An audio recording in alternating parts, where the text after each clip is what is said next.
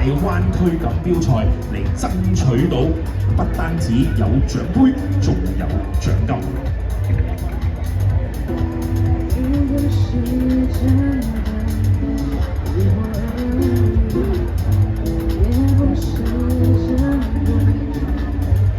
嚟緊將會上演嘅係第39場場次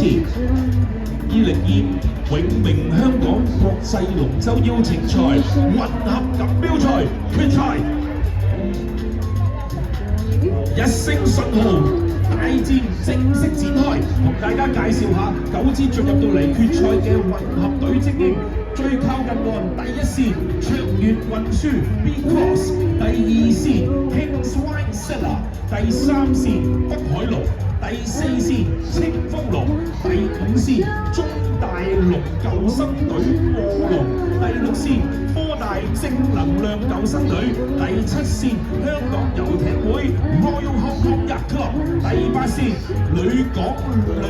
南海商會接力龍，同埋第9線香港大學龍舟隊。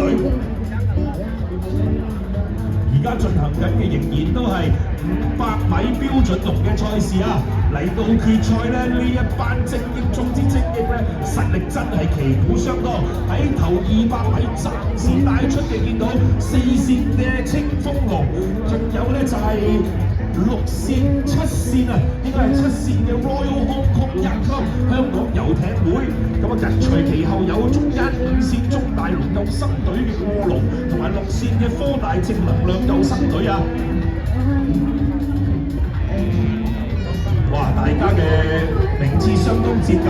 冇忽略咗喺最外檔9線嘅香港大學龍舟隊，而家咧喺個名次上面都比較佔優啊。不過8線嘅旅港南海商會接力龍都係鎖住喺後邊。好啦，即將進入最後紅色浮標嘅衝刺階段，暫時突咗出嚟3隻艇，包括4號清風龍、7號嘅 Royal Hong Kong Yacht Club、9號嘅香港大學龍舟隊。哇！係咪就係保持住呢個頭2、3名先？見到嗱到尾啦，開始見到7號嘅遊艇會後勁有少少慢咗落嚟，反而4號嘅清風龍又帶翻出嚟，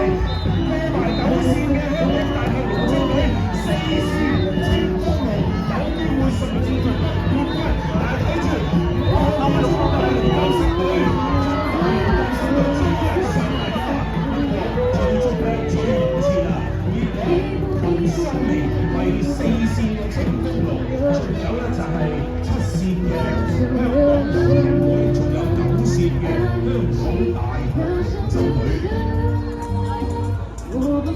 嗱，暫時呢一個